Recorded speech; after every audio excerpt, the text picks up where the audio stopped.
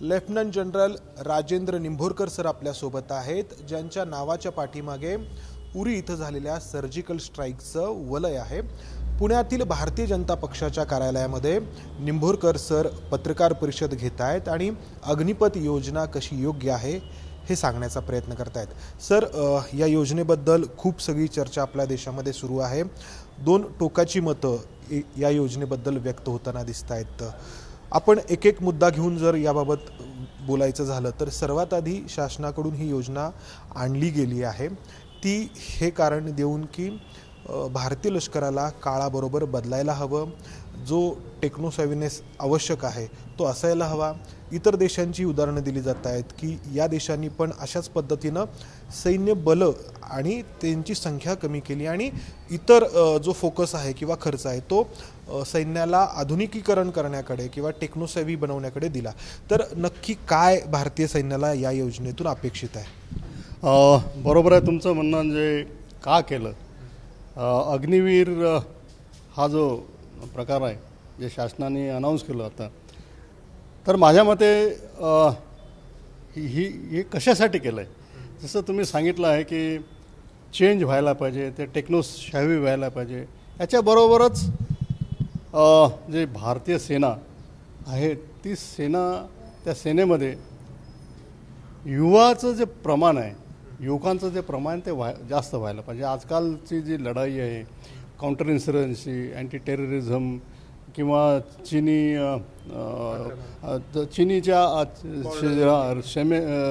सीमेवर जे काय झालेलं आहे त्यामध्ये आपल्याला ओल्ड लोक लावून चालणार नाही. तर आपला म्हणजे युवा पिढी पाहिजे आहे त्या आतमध्ये जायला. आणि दुसरी गोष्ट म्हणजे आपला देश आता एक प्रचंड ट्रान्सफॉर्मेशनमधून जात आहे आणि त्यामुळे एका देशभक्तीची प्रत्येकाला अशी भावना यायला पाहिजे मनात की मी पण देशासाठी काहीतरी केलेलं आहे, मी पण देशासाठी सेनेमध्ये गेलेलो आहे, मी पण काहीतरी योगदान दिलं आहे. तर हा अग्निवीरच्या ज्या एक्सपेरिमेंट आहे त्यामधून हा बऱ्याच प्रमाणात साधला जातो. सर, आता तुम्ही म्हटलात की भारतीय लष्कराला अधिक यंग बनवण्याची, अधिक तरुण बनवण्याची गरज आहे. तर मग असं होतं आहे का की आत्ता ज्या पद्धतीने भरती होते आणि जे सैनिक दाखल होतात ते काही वर्षानंतर लष्कराला बर्डन वाटायला लागत आहेत किंवा त्यांचा उपयोग जसा व्हायला हवा तसा होत नाही आहे, की वय वाढल्यामुळं त्यांच्या इफिशियन्सीवरती काही परिणाम होतो आहे, असं काही तुम्ही म्हणाल? जे भारतीय लष्कराचा जवळपास 2/3 भाग आहे हा जो इन्फेंट्री, आर्टिलरी किंवा फायटिंग आर्म्समध्ये, बाकी सपोर्टिंग कॉम्बॅट आर्म्स.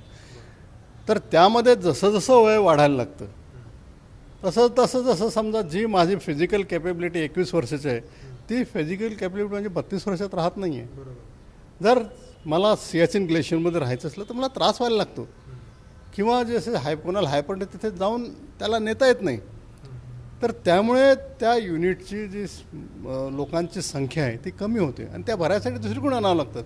दुसरीकडून आणायचं मग म्हणजे त्या युनिटवर बर्डन पडतं. म्हणजे ओव्हरऑल जे आहे ते आपल्या ज्या प्रणालीवर आहे ते बर्डन भार पडतोच आहे. तर हे नक्कीच आहे.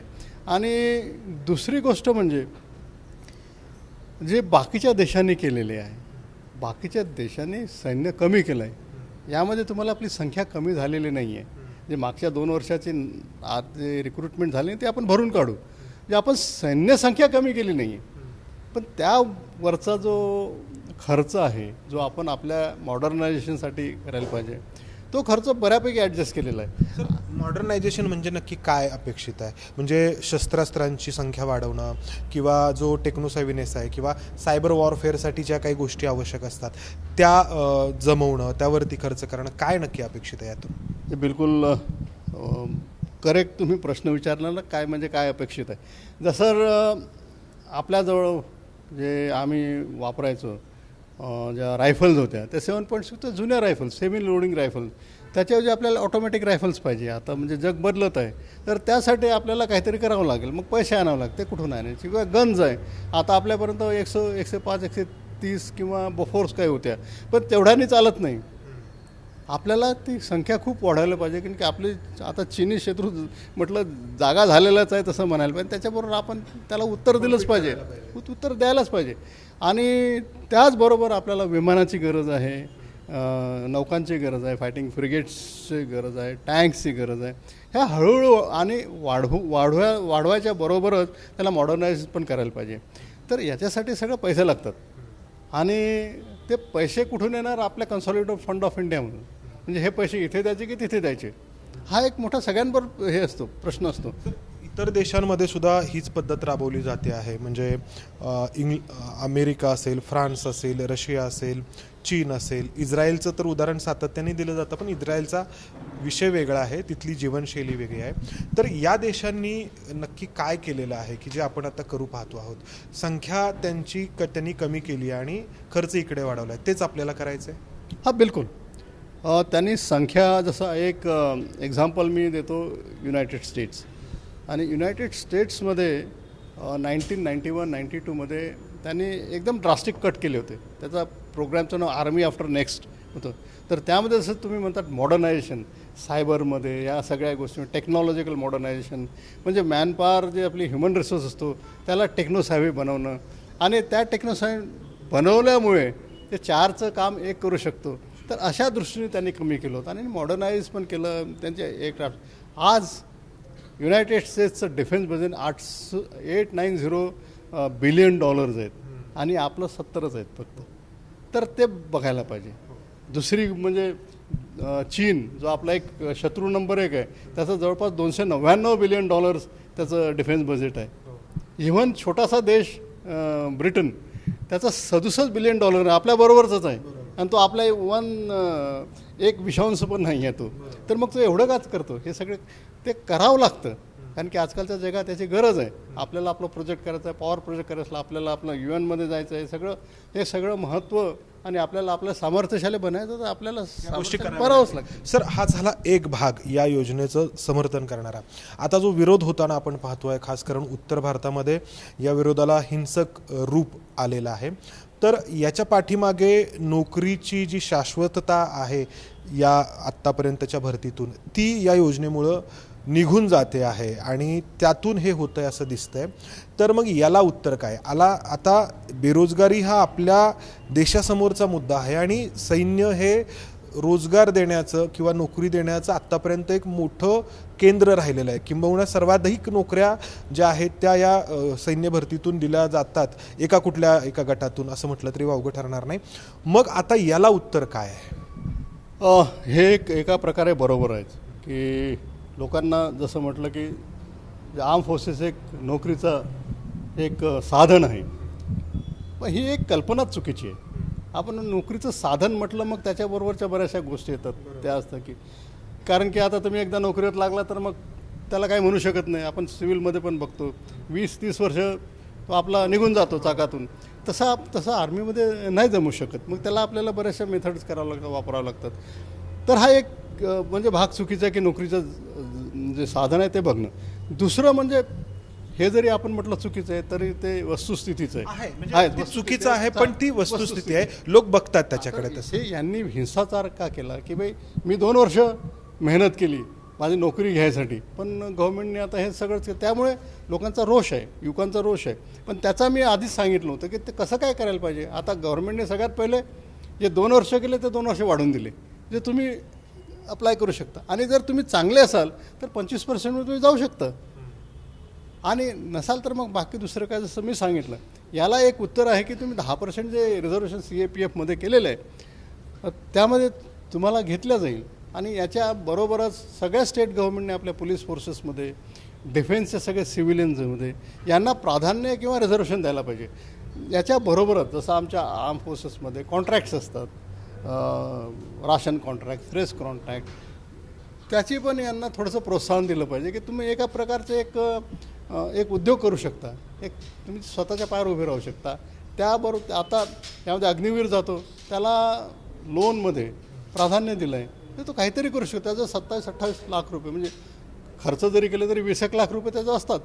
तर 20 लाखामध्ये म्हणजे असं नाही की 20 लाख आजकालच्या जगात काहीच नाही, पण तरी तो काहीतरी सुरू करू शकतो. सर, हा झाला रोजगाराचा मुद्दा. दुसरा मुद्दा जो काही तुमच्यासारखे निवृत्त लष्करी अधिकारी देखील बोलून दाखवत आहेत किंवा ज्यांनी प्रत्यक्ष सीमेवरती सैनिक म्हणून काम केलं आहे, सुभेदार मेजर रँकचे काही अधिकारी बोलून दाखवत आहेत की एखादा सैनिक जर तयार व्हायचा असेल तर त्याला तेवढा वेळ द्यावा लागतो, इथे या अग्निपथ योजनेमध्ये 6 महिन्यांच्या प्रशिक्षणानंतर त्याला जॉईन व्हायचं आहे. तर जो कमांडो असेल किंवा जो सीमेवरती लढणारा आहे, तर त्याच्यासाठी एवढं प्रशिक्षण पुरं आहे का? आणि त्याहून महत्त्वाचा मुद्दा म्हणजे की त्याला जर 4 वर्षानंतर बाहेर पडायचं आहे, तर त्याच्यामध्ये ती उर्मी, ती प्रेरणा राहील का की मला माझ्या जीवाची बाजी लावायची आहे? हा एक मुद्दा आहे की बऱ्याच जणांना वाटतं की असं होऊ शकतं. कदाचित होईल बऱ्याच वेळेस की डिमोटिवेटिंग फॅक्टर होईल, पण जो मुलगा जो अशा याने की देशभक्ती देशप्रेमाने येतो, तो मला नाही वाटत 3-4 वर्षात त्याचं देशप्रेम एकदम आटून जाईल. आणि ज्याला राहायचं आहे इन एनी केस तो मोटिवेट होऊनच काम करेल. सगळ्यात महत्त्वाची गोष्ट तुम्ही बोललात की एक जवानाला बनवायला वेळ लागतो, 6 महिन्यात. आता आपलं ट्रेनिंग 9 महिन्याचं आहे आणि आपण कट करून फक्त 6 महिन्यावर आणलं आहे. ट्रेनिंगबद्दल मला काही वाद नाही. आमची सिस्टम एवढी चांगली आहे की आपण 6 महिन्यात त्या जवानाला ट्रेन करू शकतो. बरेचसे असे सब्जेक्ट्स आहेत त्यामध्ये आपण कट करू शकतो. आपल्याला फिजिकल फिटनेसची गरज आहे, ड्रिलची गरज आहे आणि सर्व्हिस रिलेटेड म्हणजे आर्मिलेट सब्जेक्टचे त्या मला वाटतं 6 महिने आपण ट्रेनिंग कट जरी केलं त्यामध्ये काही प्रश्न होणार नाही. दुसरी गोष्ट स्पेशल फोर्सेसचं, यासाठी मी आधीच सांगितलं आहे की स्पेशल फोर्सेस किंवा टेक्निकल मॅनपॉवर यांना थोडा जास्त वेळ लागेल. आणि याच्याबद्दल जे मी म्हटलं की जे परमनंट काडर आहे त्यांना आपल्याला ट्रेन करा, 3-4 वर्ष स्पेशल ट्रेन करावं आणि ठेवावं. शेवटचा प्रश्न, आता याच्यातून काही सुरक्षेचा प्रश्न देखील निर्माण होऊ शकतो असंही बोललं जात आहे की 4 वर्षानंतर जेव्हा ती व्यक्ती बाहेर पडेल सैन्यातून, तेव्हा सैन्यामधली काही सिक्रेट्स असतील किंवा एस्टॅब्लिशमेंट्समधली काही त्या ठिकाणची ठिकाणं असतील, गुपितं असतील किंवा काम कसं चालतं, सिस्टीम कशी आहे याबद्दलची माहिती असेल, ती माहिती बाहेर त्या व्यक्तीकडून जर दिली गेली, लीक केली गेली तर काय? हे प्रत्येकाच्या मानसिकतेवर अवलंबून आहे. जरा पहिला जो आपण पाया धरला की आपण देशप्रेमासाठी जातो आहे, म्हणजे बाहेर आल्याबद्दल तुमचं देशप्रेम आटायला लागतं का? म्हणजे एकदा आहे तुमच्यावर देशप्रेम आहे किंवा नाही, जर नसलंच तर मग ह्या गोष्टी तर होऊ शकतात, एरवी पण होऊ शकतात. दुसरी गोष्ट मी याचा कम्पेअर करतो. आज आमचा जवान 24 वर्षाच्या ऐवजी 35 म्हणजे 10 वर्षांनी लेट जातो. तो पण जवळपास एज वाईज एका तिकीटचाच फरक असतो. मग हे जेवढे जवान जातात त्यांनी सिक्युरिटी लीक केलेली आहे का? तर तो जर करत नाही 35 वर्षाचा, तर मग 25 वर्षाचा कसे काय करायचं? ती सायकोलॉजी, मी काही जणांचं म्हणणं आहे की सैनिक बनणं ही एक मानसिकता असते. त्या मानसिकतेमध्ये 4 वर्ष पुरेशी आहेत का त्या मानसिकतेमध्ये जाण्यासाठी? आणि त्यानंतर बाहेर जेव्हा पडेल तेव्हा त्या मानसिकतेमध्ये तो राहील का? सैनिक म्हणजे परमनंट सैनिक बनायचं असलं किंवा टेम्पररी जेव्हा अग्निवीर बनायचं असलं तर 4 वर्ष आम्ही आर्म फोर्स म्हणजे आम्हाला जे काय घ्यायचं ते आम्ही घेऊ शकतो त्याच्याकडून. म्हणजे मला काय पाहिजे, जवान पोस्टमॅन करायला पाहिजे, ड्युटीज द्यायला पाहिजे, ॲम्बुशमध्ये जायला पाहिजे किंवा ऑपरेशन्स करायला पाहिजे, हे तो करू. आमच्या गायडन्सखाली जे सिनियर लोक असतात किंवा सिनियर जवान असतात, हवालदार, नायब सुभेदार, त्यांच्या गायडन्सखाली ते काम करून घेऊ शकतो. मला त्याच्याजवळ सगळ्या गोष्टी आहेत. मोटिवेशन आहे, असायला पाहिजे, त्याचं फिजिकल फिटनेस आहे, मेंटल कॅपेबिलिटी आहे. तर ह्या सगळ्या असल्यावर दर इज नो प्रॉब्लेम. त्यांना इक्विपमेंट वगैरे देऊन आम्ही करू शकतो. त्यामुळे मला नाही वाटत काही कमी आहे म्हणजे. धन्यवाद सर. तर काळानुरूप बदल हे व्हावेच लागतात. भारतीय सैन्याला देखील हे बदल स्वीकारण्याची गरज आहे. मात्र प्रश्न उरतो तो रोजगाराचा, कारण आपल्याकडे सैन्य दलातील भरतीकडे रोजगाराचं एक साधन म्हणून बघितलं जातं, ही वस्तुस्थिती आहे. आणि या रोजगाराचं काय होणार हा प्रश्न खरं तर आत्ता सैन्य दलांना विचारला जातो आहे, परंतु तो सैन्य दलांना नाही तर आपल्या सरकारला विचारण्याची गरज आहे. आणि जोपर्यंत रोजगाराच्या या समस्येवरती समाधानकारक उत्तर दिलं जात नाही तोपर्यंत असे प्रश्न विचारले जाणार आहेत. जो विरोध आहे तो आपल्याला पाहायला मिळणार आहे. कॅमेरामन राजेश बिडकर सह मंदार गुंजारी, ABP माझा, पुणे. ABP माझा, उघडा डोळे बघा नीट.